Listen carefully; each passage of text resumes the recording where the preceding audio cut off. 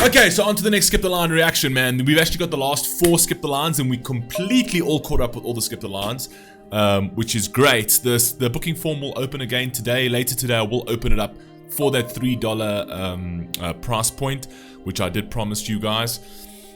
Just keep a lookout for that. I will put it on the Fable community post once that opens up.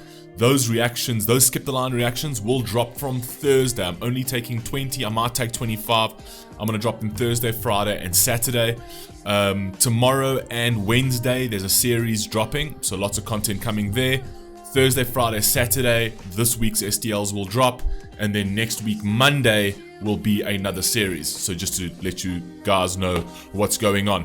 Anyway, on to the next one. This is Michael Jackson, man. One of my favorite artists growing up, man. I absolutely loved Michael Jackson. Give In To Me. This is another Skip the Line request from Sammy, and then we all wrapped up with Sammy's Skip the Line requests, man. Let's rock and roll, man. Let's see where we go.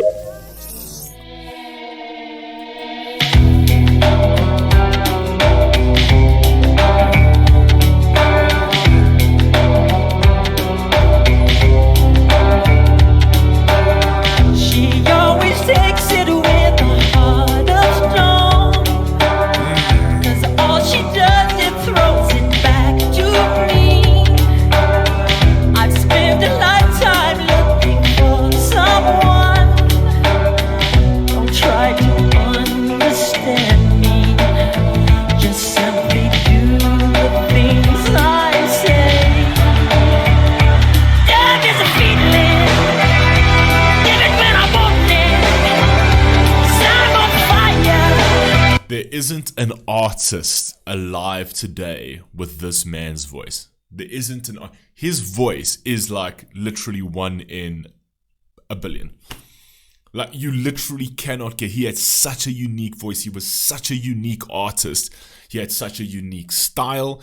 He had such a unique creative mindset, right? He's a very unique character as well, right? He's a bit,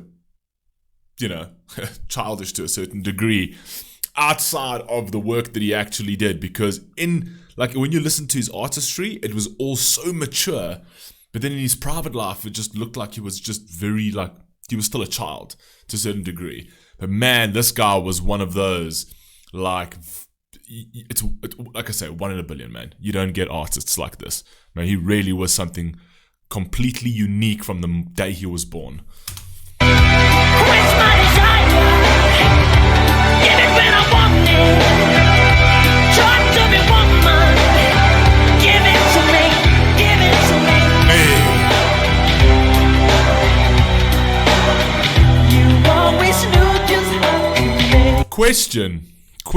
Quick question. Over there with the guitar, is that Slash? Just very young. Let me know down in the comment section.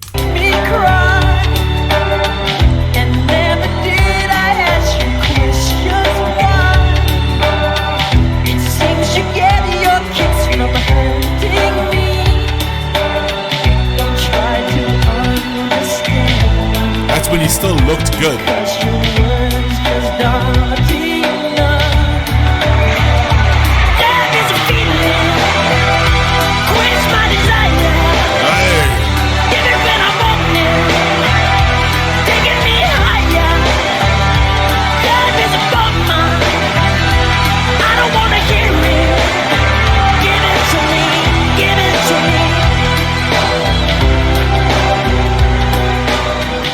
His songs were always straightforward, very direct. Right, Give In To Me. He wanted her love. He wanted her attention, and that was that. Right, it's a song. It's a love song to a certain degree, where he's just asking for her. But the crazy thing, when I'm watching Michael Jackson again now, is it always just dawns on me that yes, he went through this entire thing of actually changing his skin color and looking the way that he did, and I think because of that, he also got a stupid amount of notoriety. I think everybody likes that. They like drama and they like to image sells, right? So the fact that he did that probably just propelled him in the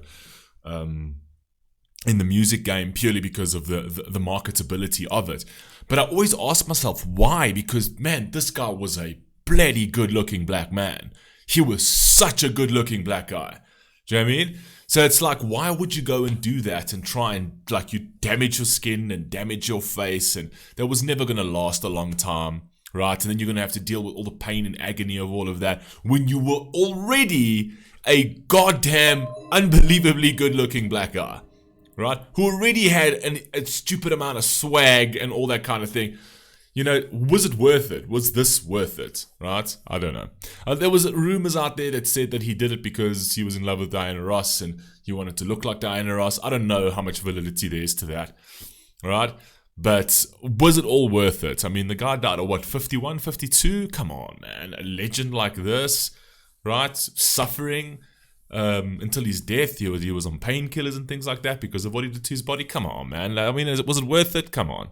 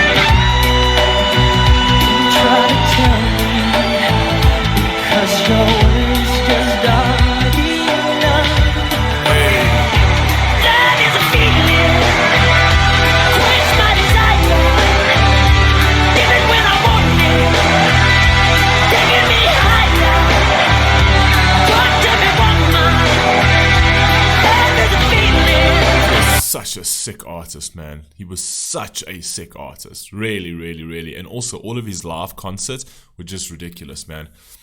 Like sort of paramedics had to like consistently ride in the front rows, had to consistently like take away people who had fainted. Like people, it was mass hysteria when he used to perform. He really, it was mass hysteria. He was one hell of a performer. And the energy just was too much for certain people. It was just too much. He came to South Africa. I'm so sad that I missed him. But my brother went and watched him. And he said this is one of the best concerts I've ever been to. And people just went absolutely tilt. I think he performed in Sun City, like he walked in with the military. It was just ridiculous, right? It was that very militant looking, you know, he had the black attire with all the gold, like sort of medallions all the way going down with these sort of white sleeve and things like that.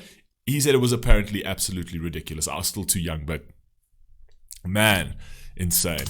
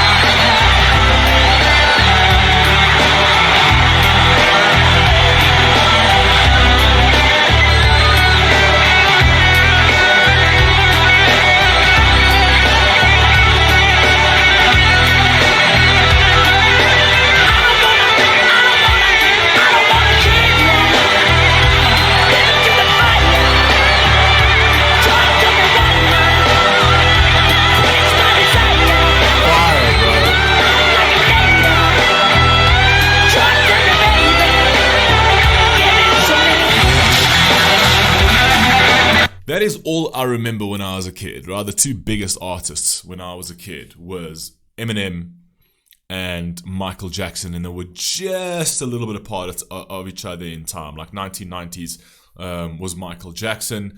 He was quite big, and literally just behind him came Eminem. Though two separate genres entirely. One was pop, one was rap, right? But these two artists were on every single person's tongue. He was monstrous. He was the biggest thing. He was considered the king of pop. He was unbelievable, man. I had every single album, I had every single CD of his as well, which was absolutely incredible. And what came behind him straight after that was Eminem in the very early 2000s, right? As it turned into the 2000, the Y2K era, was then Eminem. But those two were just on Eminem. Michael Jackson was on just about everybody's tongue, man. The greatest thing to hit the music industry. And man, what a time, man. These artists just spoke to you in different ways, man. I'd never seen before. Artists that were just this dynamic, this punchy. They were just incredible, man. What a time.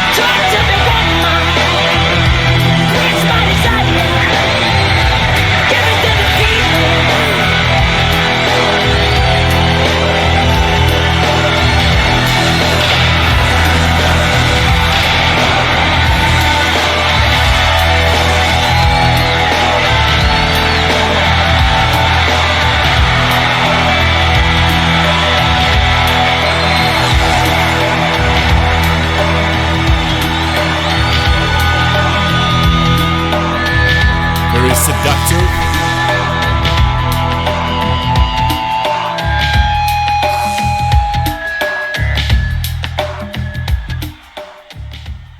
I mean, look how good looking he was, man. As a black guy, he was just such a good looking man.